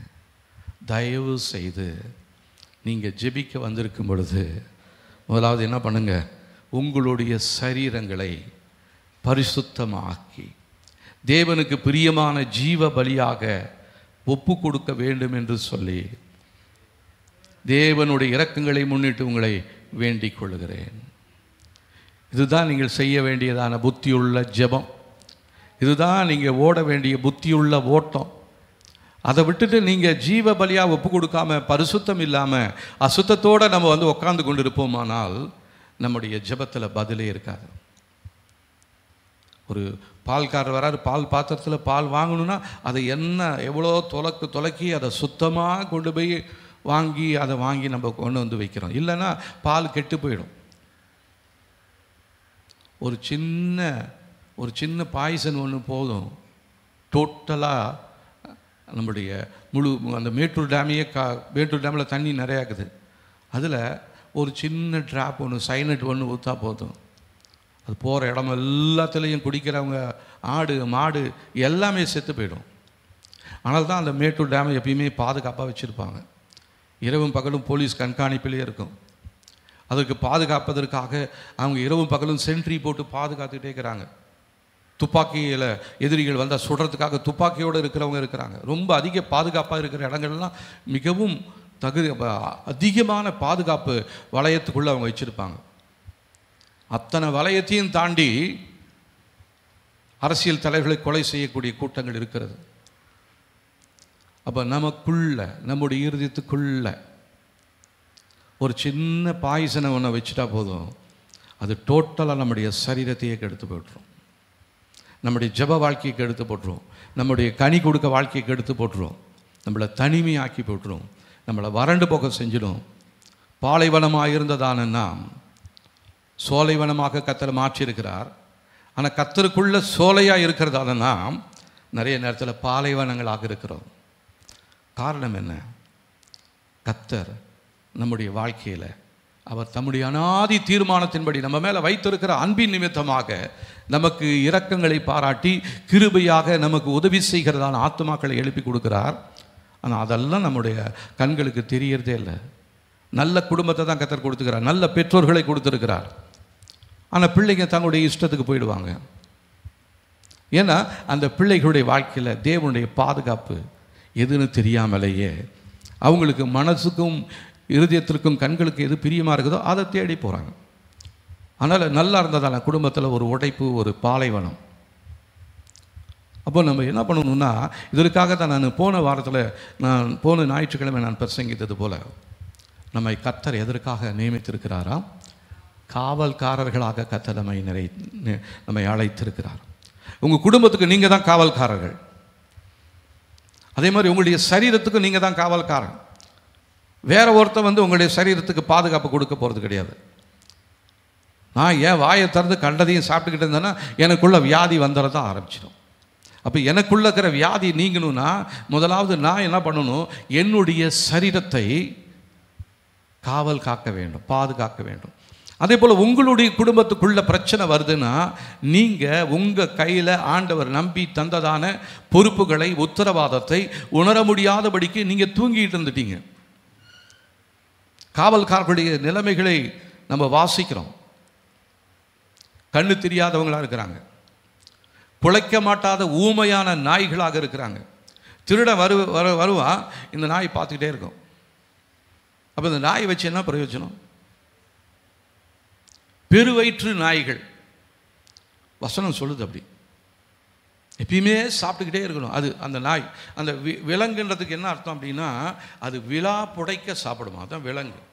அதனுடைய விழா இருக்குது பார்த்தீங்களா, அது நல்லா அப்படியே உப்புன்னு ஆகணும், அது வரலும் சாப்பிட்டுக்கிட்டே இருக்கும், அதுதான் விலங்கு.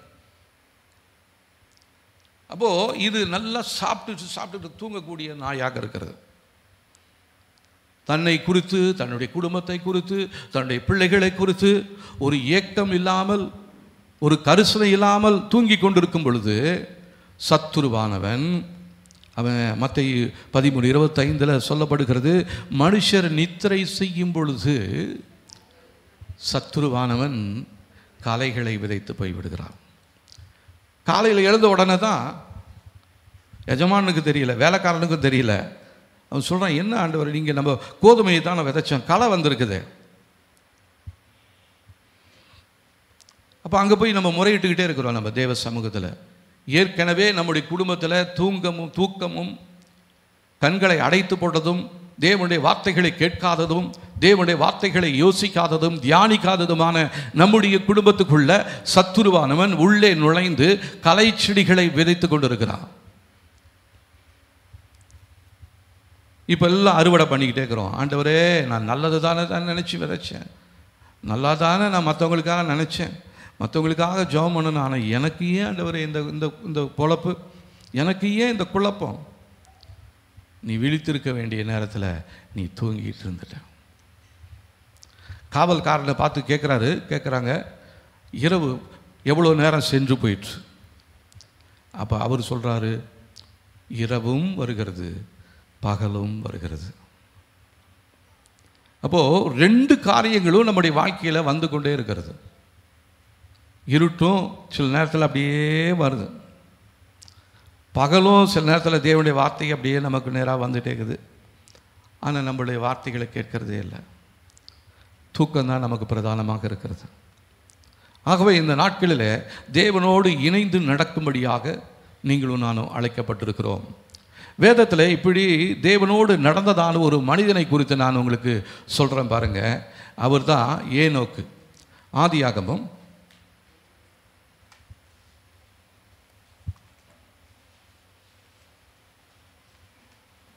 5ஆம் அதிகாரம்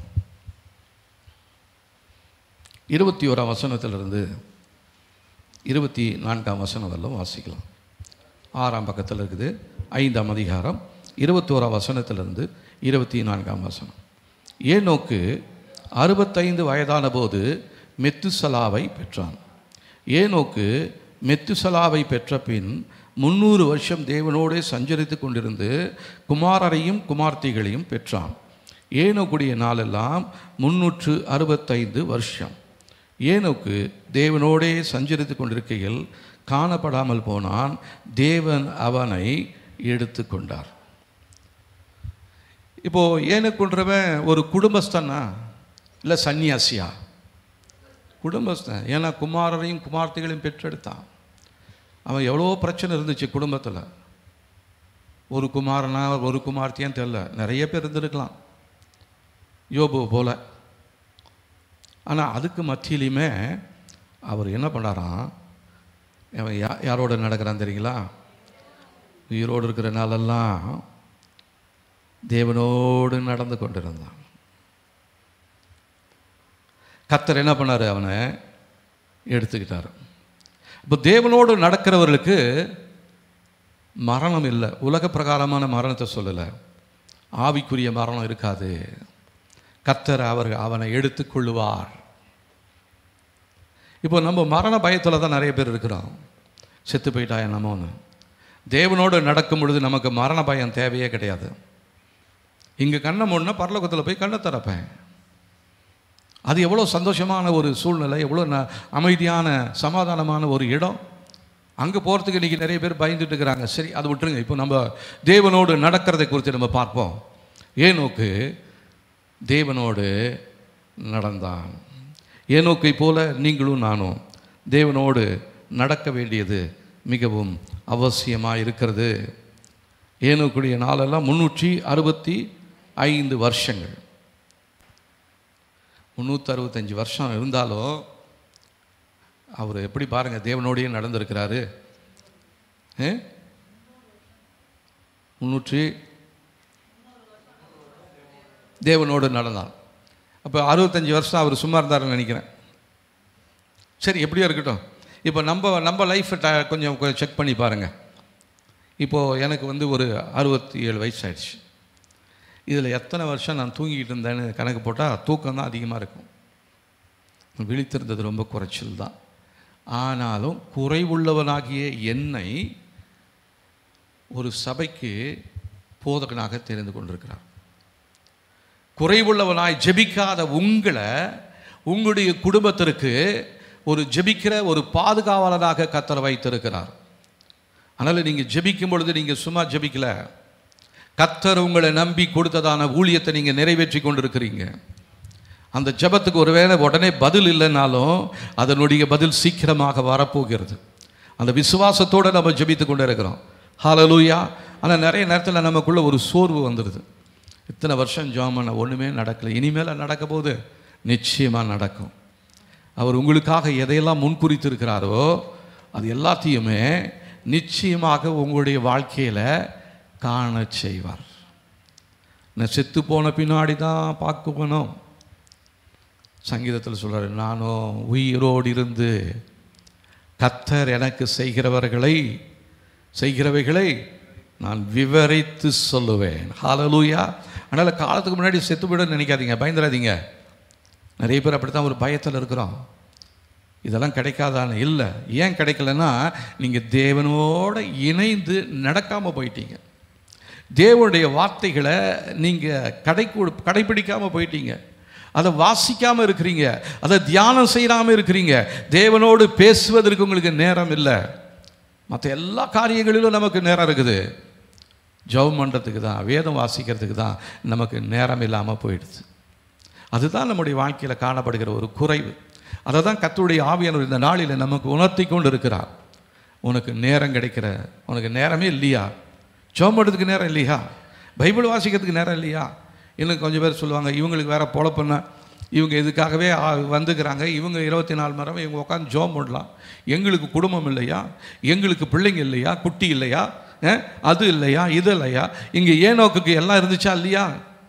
குடும்பம் இருந்துச்சு, பிள்ளைங்க குட்டிங்க எல்லாமே இருந்தாங்களே. 300 வருஷம் இருந்திருந்தாருன்னா அவருடைய பிள்ளைங்களுக்கெல்லாம் ஒரு வேளை பிள்ளைங்க கல்யாணம் பண்ணி பேர பிள்ளைங்கள்லாம் எடுத்திருப்பார். யோபுக்கு அவனுடைய 3வது சந்ததியை கூட அவர் பார்த்தார். 2வது வாழ்க்கையில் கர்த்தர் அவரை ஆசீர்வதிக்கும் பொழுது இழந்து போன எல்லாவற்றையும் இரட்டத்தனையாய் பெற்றுக்கொண்ட பின்பு அவனுடைய பிள்ளைகளை 3 சந்ததிகளை பார்த்தார். கர்த்தர் நம்முடைய வாழ்க்கையில் அதெல்லாம் செய்வாருங்க. நிச்சயமாக அது செய்வார். அதை செய்யாமல் நம்மளை கைவிட போகிறதே கிடையாது. ஒரு நாளும் உங்களை விட்டு விலகவும் மாட்டார், கைவிடவும் மாட்டார். உங்களுக்கு என்ன செய்வேன்னு சொன்னாரோ அதை உங்கள் வாழ்க்கையில் செய்யாமல் ஒரு நாளும் உங்களை இந்த பூமியிலேருந்து எடுக்கவே மாட்டார். ஒரு நாள் உங்களை விட்டு விலகவும் மாட்டார், உங்களை கைவிடவும் மாட்டார். அப்போ நாம் என்ன பண்ணுறோம்? தேவன் அழைத்ததான, தேவன் கொடுத்ததான இந்த வாழ்க்கையில் உண்மையும் உத்தமமாய் கர்த்தருடைய வார்த்தைகளுக்கு 100க்கு 100 கீழ்ப்படிந்து நாம் நடக்கும் பொழுது நிச்சயமாகவே நம்முடைய வாழ்க்கையில் தேவன் அற்புதங்களை காண செய்வார். கனி கொடுக்கக்கூடிய வாழ்க்கையை தேவன் கொடுப்பார். எபிரேயர் 11ஆம் அதிகாரம் 5ஆம் வசனத்திலையும் இந்த ஏனோக்கு குறித்து வாசிக்கிறோம். எபிரேயர் 11ஆம் அதிகாரம் 5ஆம் வசனம் பாருங்க. விசுவாசத்தினாலே ஏனோக்கு மரணத்தை காணாதபடிக்கு எடுத்துக்கொள்ளப்பட்டான். தேவன் அவனை எடுத்துக்கொண்டபடியினாலே அவன் காணப்படாமல் போனான். அவன் தேவனுக்கு பிரியமானவன் என்று அவன் எடுத்துக்கொள்ளப்படுவதற்கு முன்னமே சாட்சி பெற்றான். இப்போது விசுவாசத்தினாலே ஏனோக்கு என்ன பண்ணார் தெரியுங்களா? மரணத்தை காணாதபடிக்கு எடுத்துக்கொள்ளப்பட்டார்.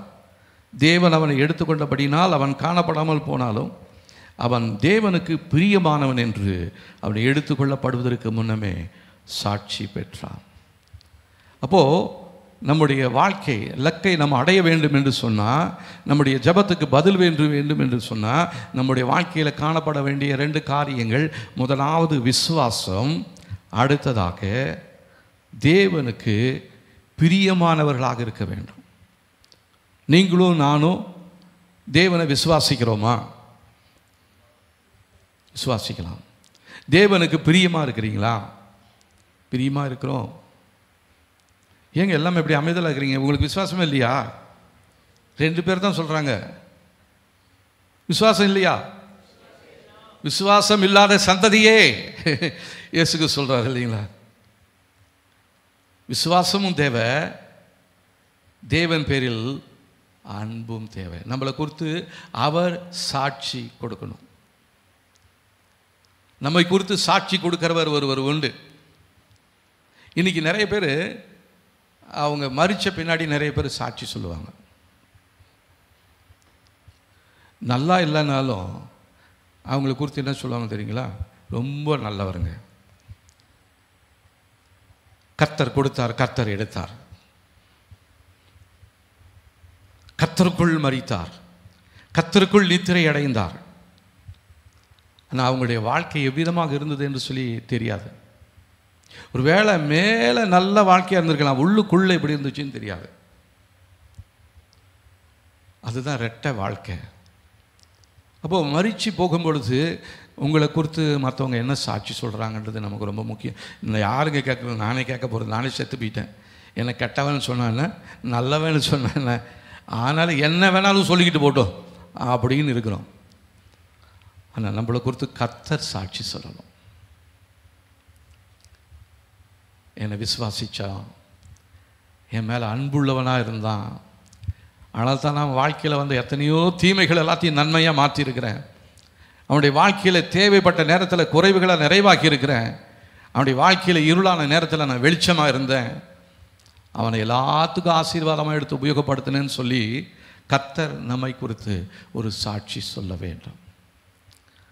அதற்காக நீங்களும் நானும் அந்த இயேசுவோடு நம்ம நடக்க வேண்டியவர்களாக இருக்கிறோம். இன்னொரு வசனத்தை கூட வாசிக்கலாம் பாருங்க. யூதாவின் புஸ்தகத்தில்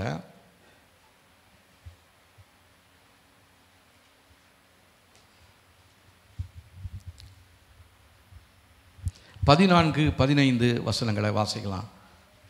332வது பக்கத்தில் இருக்குது. 332வது பக்கத்தில் இருக்குது. ஆதாமுக்கு 7ஆம் தலைமுறையான ஏனோக்கும் இவளை குறித்து இதோ எல்லாருக்கும் நியாய தீர்ப்பு கொடுக்கிறதற்கும் அவர்களின் அவபக்தி உள்ளவர்கள் யாவரும் அவபக்தியாய் செய்து வந்த சகல அவபக்தியான கிரியைகள் நிமித்தமும் தமக்கு விரோதமாய் அவபக்தி உள்ள பாவிகள் பேசின கடின வார்த்தைகள் எல்லாவற்றின் நிமித்தமும் அவர்களை கண்டிக்கிறதற்கும் ஆயிரமான தம்முடைய பரிசுத்தவான்களோடு கூட கர்த்தர் வருகிறார் என்று முன்னறிவித்தார். அப்போ வருகையை குறித்து ஏனோக்குக்கு ஒரு நம்பிக்கை இருந்துச்சு. அதில் தான் அவர் கர்த்தரோடைய நடந்துகிட்டே இருக்கிறாரு. அவர் மேலே விசுவாசம், அவர் மேலே அன்பு, அவர் மறுபடியுமா வந்து அவர் கையிலிருந்து எனக்கு ரட்சிப்பை கொடுக்க போகிறார், பெற்றுக்கொள்ள போகிறேன் அப்படின்னு சொல்லி அவர் முன்னாடியே முன்னறிவிச்சிட்டார். ஆனால் இன்றைக்கி நிறைய பேர் என்ன சொல்கிறாங்க, அவர் வராருன்னு சொல்லி எங்கெங்கே நடந்துட்டு இருக்குது. அப்போ ஏன் வரல ஆண்டவர்? எல்லாரும் ரட்சிக்கப்படணும்.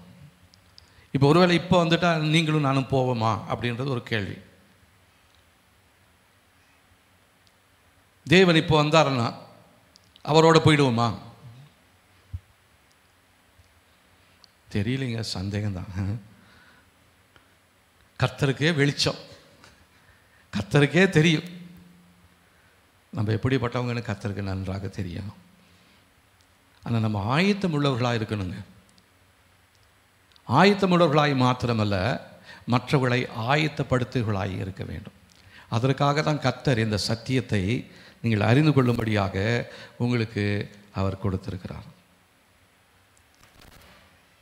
தேவன் மனிதனை உண்டாக்கும் பொழுது எல்லாவற்றின் மேலும் ஆளுகை கொடுத்து தான் அவனை உண்டாக்கினார். ஆனால் அவன் செய்த பாவத்தின் நிமித்தமாக ஆளுகை இழந்துட்டான். பிசாசின் வார்த்தைகளை கேட்டு கீழ்ப்படிஞ்சு தேவனுக்கு விரோதமான காரியங்களை செய்தான். ஆனாலும் கர்த்தர் ஒரு நோக்கம் வைத்திருந்தார். இந்த ஆதாமையும் ஏவாளையும் நான் உருவாக்கினதற்கு ஒரு நோக்கம் இருக்கிறது. பரிசுத்தமான சந்ததியை பெற்றுக்கொள்ளும்படியாக இவங்களை உருவாக்கினேன். ஆனால் சத்துருடைய வார்த்தைகளுக்கு கீழ்ப்படிஞ்சிட்டாங்க. நான் முன்னாடியே நான் எச்சரித்தனே, அதை போய் தொடாத அப்படின்னு சொன்னனே. இவங்க தொடுவாங்கன்னு தெரியும், ஆண்டவர் ஏன் கொண்டாந்து வேணும்னு வச்சார்? நிறைய பேர் இப்படி தான் கேள்வி கேட்பாங்க. ஆண்டவர் நம்மளை அடிமையாக வைக்கிறதுக்கு அவர் விரும்பலை. ஒரு ரோபோட்டை நம்மளை இயக்குவதற்கு அவர் விரும்பலை. சகல அதிகாரத்தையும் நமக்கு கொடுத்துருக்கிறார். கீழ்ப்படியலாம், கீழ்ப்படியாமலும் போகலாம். வசனத்தை வாசிக்கலாம், வாசிக்காமலும் போகலாம். ஜெபம் பண்ணலாம், ஜெபம் பண்ணாமலும் போகலாம். அது உங்களுடைய இஷ்டம். ஆனால் வசனத்தை சொல்லுது, நிலைத்திருக்கிறேன் என்று சொல்லுகிறவன் இயேசு நடந்தபடியே தானும் நடக்க வேண்டும் என்பது தான் தேவன் உங்களை குறித்து வைத்திருக்கிற ஒரு நோக்கமாக இருக்கிறது. அப்போது தேவனுடைய சித்தத்தின்படி நடக்கலைன்னா நம்ம தேவனுக்கு விரோதமான காரியங்களை செய்து கொண்டிருக்கிறோம். அதுலேருந்து நம்ம தப்பிக்கவே முடியாது. இதுவரை நம்ம நடந்திருக்கலாம், பரவாயில்ல. இனி வரும் காலங்கள், நாட்கள், நேரங்கள் எல்லாம் தேவனுக்கு பிரியமான வழிகளில் தேவனோடு இணைந்து நடக்க தேவன் நமக்கு உதவி செய்யும்படியாக நாம் ஜெபிக்க வேண்டியது மிகவும் அவசியமாக இருக்கிறது. அதற்கு முதலாவது, நாம் தேவனோடு நடக்க வேண்டும் என்று சொன்னால் நம்ம அறிய வேண்டியது என்ன தெரியுங்களா? இயேசுவை நமது சொந்த இரட்சகராக ஏற்றுக்கொள்ள வேண்டும். நீங்கள் தேவனோடு நடக்கிறவங்களா இருந்தால் இயேசுவை சொந்த இரட்சகராக நீங்கள் ஏற்றுக்கொள்ள வேண்டும். ஏன்னா அவரால் என்று வேறு ஒருவராலும் ரட்சிப்பு இல்லை. வானத்தின் கீழே பூமியின் மேலே மனுஷ ஜாதிகளுக்குள்ளே அவருடைய நாமமே அல்லாமல் வேறொரு நாமம் கட்டளிடப்படவே இல்லை. அப்போ இயேசு என்றதான நாமத்தை அறிந்ததான நமக்கு நிச்சயமாகவே அவரோடு நடப்பதற்கு தேவன் ஒரு வாய்ப்பை கொடுக்கிறார். எத்தனை பேர் நம்முடைய குடும்பத்திலேயே ஆண்டவர் அறியாத தேவனை விட்டு விலகி போனவங்க உண்டு. தேவனை அறிந்தும் அறியாதல போல விலகி போனவர்களும் உண்டு. ஆனால் தேவன் கிருபையாக உங்களுக்கும் எனக்கும் அந்த ஸ்லாக்கியத்தை கர்த்தர் கொடுத்திருக்கிறார். ஆனால் ஒருத்தரும் அந்த பெற்றுக்கொண்ட ரட்சிப்பை நம்ம இழந்து போய்விடவே கூடாது. மறுபடியுமா நம்ம கண்ணீர் விட்டு அழுதாலும் அது பெற்றுக்கொள்ள முடியாதுன்னு சொல்லி ஏசாவை குறித்து நம்ம வாசிக்கிறோம். ஏசாவுக்கு கொடுக்கப்பட்டதான அந்த புத்திர சுவிகாரத்தின் ஆவை, அந்த அதிகாரம், அவன் அதை அசட்டை பண்ணினான். ஒரு பயிற்றங்கூழுக்காக அவன் இழந்து போயிட்டான். அதை அவன் சொல்கிறான், இது சாப்பிட்லன்னா நான் செத்து போயிடுவேன்னு சொல்கிறான். கூழு சாப்பிட்லன்னா செத்து போயிடுவான் அவன் சொல்கிற வார்த்தை பாருங்கள். அப்போ அந்த ஆசீர்வாதத்தை குறித்து அவனுக்கு ஒரு உணர்வு இல்லாமல் போயிடுச்சு. ஆனால் அதுக்கப்புறம் அவன் கவலையோடு தேடுறான். அவங்க அப்பா கிட்ட வந்து கேட்குறான், அப்பா எனக்கு ஒரு ஆசீர்வாதம் கொடுக்க மாட்டீங்களா? அப்பா சொல்கிற எல்லாத்தையும் நான் அவனுக்கு கொடுத்துட்டேன். உன்னை நான் அவனுக்கு ஊழியக்காரனாக வச்சுருக்கிறேன். அவனுக்கு உன்னை அடிமையாக வச்சுருக்கிறேன். உன் மேலே ஒரு நுகத்தை வச்சுருக்கிறேன். அதுவும் உன்னுடைய நுகம் இல்லை, உன்னுடைய நுகம் அது. ஆனால் நான் என்ன பண்ணிட்டேன் தெரியுமா? அவனுடைய நுகத்தை எடுத்து உன் மேலே வச்சுட்டேன். நீ செஞ்ச தப்பு, கர்த்தர் உனக்கு கொடுத்ததான கிருபைகளை உணர முடியாமல் நீ இழந்து போனதை, அதனால் வேற ஒருத்தவனுக்கு இருந்ததான நியாய தீர்ப்பு நுகத்தை உன் மேலே வச்சுட்டேன். அதனால் நீ அழுதாலும் எவன் மேலே இரக்கமாக சித்தமாக இருக்கிறேனோ அவன் மேல் இரக்கமாக இருப்பேன். எவன் மேல் பிரியமாக இருக்க சித்தமாக இருக்கிறேனோ அவன் பேரில் பிரியமாக இருப்பேன். ஏன் ஆண்டவர் அவனுக்கு மாத்திரம்? அவனை நான் விசேஷித்தவனமாக தெரிஞ்சு கொண்டு இருக்கிறேன். உனக்கு என்ன? ஹல்லேலூயா. திராட்சை தோட்டத்தில் வேலைக்கு வரவங்க, காலையிலேருந்து வேலைக்கு இருக்கிறவனும் இருக்கிறான், 11ஆம் மணி வேலையில் இருக்கிறாங்க, 3ஆம் மணி வேலையில் வராங்க. முதல்ல வந்தவன் நினைக்கிறான் பின்னாடி வந்தவனுக்கு முதலாவது அவர் கொடுக்குறாரு, பணம் கொடுக்குறாரு. அப்போ பின்னாடி வரவன் நினைக்கிறான் நமக்கு கொஞ்சம் அதிகமாகவே கிடைக்கும்னு சொல்லி பின்னாடி வந்தவனுக்கு எவ்வளோ கொடுத்தாரோ அதை தான் பின்னாடி வந்தவனுக்கும் கொடுக்குறாரு. உடனே இவன் போய் கேட்குறான், என்ன ஆண்டவரே, பகலில் உஷ்ணத்தில் வெயிலில் நாங்கள் அவ்வளோ வதங்கி நாங்கள் இருந்தோம், எங்களுக்கும் அதே கூலி அவனுக்கும் அதே கூலியா? நான் இரக்கமுள்ளவனாக இருக்கிறேன், நீ ஏன் அன்கணனாக இருக்கிற? அவனுக்கு உள்ளதை நீ வாங்கிட்டு போ, உனக்கு குறித்தது அவள் தான். நீ இதை ஒத்துக்கிட்டல, அவங்ககிட்ட பேசி தான் நான் கூப்பிட்டேன், அவங்ககிட்டையும் பேசி கூப்பிட்டேன், அவனுக்கு கொடுத்துட்டேன், உனக்கும் கொடுக்குறேன், வாங்கிட்டு போ அப்படின்ட்டார். அப்போ இந்த மாதிரி தான் நிறைய நேரத்தில் நம்ம ஏமாந்து போயிடுறோம். அவங்கள பார்க்கலாம் நான் நல்லவங்க தான், ஆனால் அவங்க முன்னாடி ஓடி போய் ப்ரைஸ் வாங்கிட்டு போயிடுவாங்க. நம்ம ரொம்ப காலையிலேயே வந்துடணும், ரொம்ப வருஷமாக ஆண்டவரை தேடிட்டு இருக்கிறோம், ஆனால் முடிவில் நமக்கு ப்ரைஸ் இருக்காது. எவ்வளோ கண்ணீரோடு இருப்போம் இல்லைங்களா? இப்போ இந்த ஓட்டப்பந்தய போட்டியிலலாம் பார்த்தீங்கன்னா சிலவங்க தோற்று போனவங்க கண்ணீரோடு வெளியே வருவாங்க. ஏன்னா அவங்க நம்பிக்கை ஏக்கம் எல்லாமே அந்த ப்ரைஸ் மேலே தான் இருந்துச்சு. ஆனால் அவங்க ஓட்டத்தில் கொஞ்சம் கோட்டை விட்டுட்டாங்க, பின்னாடி வந்தவன் வேகமாக முன்னாடி போயிட்டான், அவனுக்கு ப்ரைஸ் அடிச்சிச்சு. பின்னாடி வந்தவன் கண்ணீரோடு இருக்கிறான். என்ன தான் கண்ணீர் விட்டு அழுதாலும் அந்த ப்ரைஸ் உனக்கு கொடுக்கப்பட மாட்டாது, அது முன்னாடி வந்தவனுக்கு தான். இப்போது தேவனோடு நடக்கிறதான நீங்களும் நானும் நம்ம தேவனுடைய பரிசு பொருளை பெற்றுக்கொள்ளும்படியாக நம்ம ஓடுறோமா, அல்லது அப்படியே மெதுவாக ஓடிக்கிட்டே இருக்கிறோமா? ரட்சிப்பை பெற்றுக்கொண்டதான தேவ ஜனமே, நம்மளை போல பாக்கியம் உள்ளவர்கள் இந்த பூமியில் வேறு யாரும் இல்லை. கர்த்தர் உங்களை அதற்காகத்தான் தெரிந்து கொண்டிருக்கிறார். அதனால் அந்த ரட்சிக்கப்படாதவர்கள், ஒருவேளை ரட்சிப்பை பெற்றுக்கொள்ளாதவர்களாய் நீங்கள் இருப்பீர்கள், ஆனால் இந்த நாளிலே மனம் திரும்பி ஆண்டவரிடத்தில் ஒப்பு கொடுங்க. ஆண்டவரை, என் பாவத்தை மன்னிங்க, உங்கள் ரத்தத்தினால் கழுவுங்க, என்னை சுத்தமாக்குங்க, உங்களோடு நான் நடக்கணும்னு நான் நினைக்கிறேன் ஆண்டவரை, நான் இனிமேல் இணைந்து நடக்க எனக்கு அந்த ரட்சிப்பை கொடுங்க ஆண்டவரேன்னு சொல்லி ஆண்டவர்கிட்ட ஜெபிக்கலாம். ரெண்டாவது, நாம் தேவனிடத்தில் கற்றும் கவனித்தும் நடக்க வேண்டியது மிகவும் அவசியமாக இருக்கிறது. அவர்கிட்ட கற்றுக்கணும். ஆண்டவரே, நீங்கள் என்ன சொல்கிறீங்க, எதற்காக என்னை அழைச்சிங்க, என் ஓட்டம் 1000 மீட்டமா, 1000 மீட்டரா, 400 மீட்டரா, 100 மீட்டரா?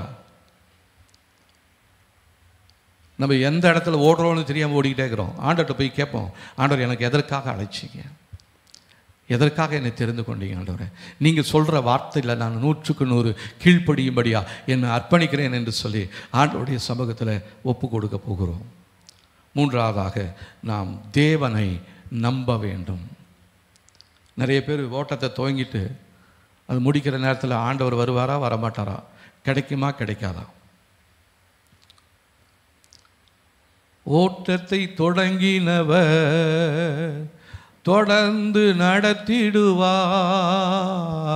ஓட்டத்தை தொடங்கினவர் தொடர்ந்து நடத்திடுவார், நிச்சயம் பரிசு உண்டு. அதுக்கப்புறம் எனக்கு தெரியல, இந்த பாட்டு நல்ல பாட்டு இல்லைங்களா? நிச்சயமாக நமக்கு ஒரு பரிசு உண்டு. ஹல்லேலூயா. அப்போ லக்கை நோக்கி நம்ம தொடர்ந்து ஓடும்படியாக தேவனுடைய வார்த்தைகளை கற்று கவனித்து அதன்படி நடக்க வேண்டியது நமக்கு மிகவும் அவசியமாக இருக்கிறது. நான்காவது ஒரு காரியம், தேவனை நம்ப வேண்டும். நீதிமொழிகளின் புஸ்தகம்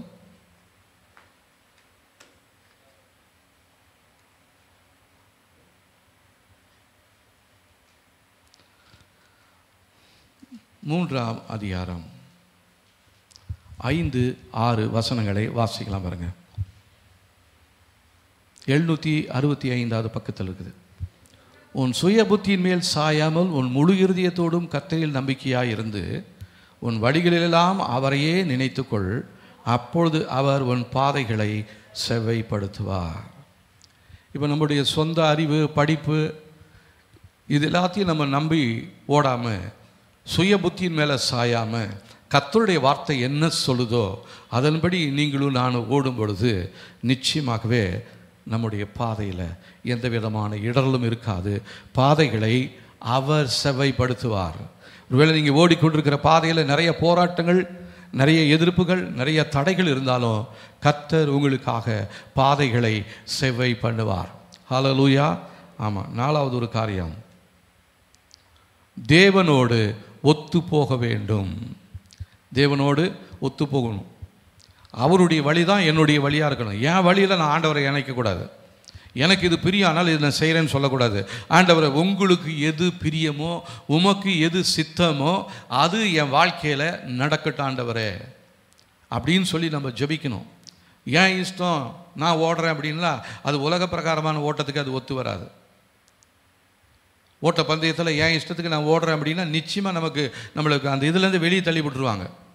அந்த ட்ராக்கில் தான் ஓடணும். எனக்கு இந்த ட்ராக் எல்லாம் ரொம்ப பெருசாகிற மாதிரி இருக்குது, இந்த ட்ராக் ரொம்ப சின்னதாக இருக்கிற மாதிரி இருக்குது, அந்த ட்ராக்குக்கு ஓடுறேன் அப்படின்னா ஒரு நாள் உனக்குன்னு நியமிக்கப்பட்டதான அந்த ஓட்டத்தில் நீ சரியாக ஓடும்படியா உன்னை அழைத்த ஆண்டவருடைய வார்த்தைகளுக்கு நீ கீழ்ப்படிந்து நீ ஓடும் பொழுது கர்த்தரோடு நடக்கிறாய் என்று சொல்லி அர்த்தம். அடுத்ததா, நாம் தேவனுக்கும் அவருடைய வார்த்தைகளுக்கும் கீழ்ப்படிந்து நடக்க வேண்டியவர்களாக இருக்கிறோம்.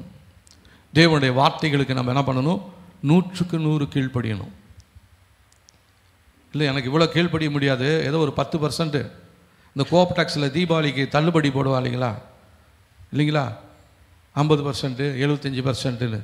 அந்த மாதிரி ஆண்டவர்கிட்ட போய் நம்ம பேச முடியாது.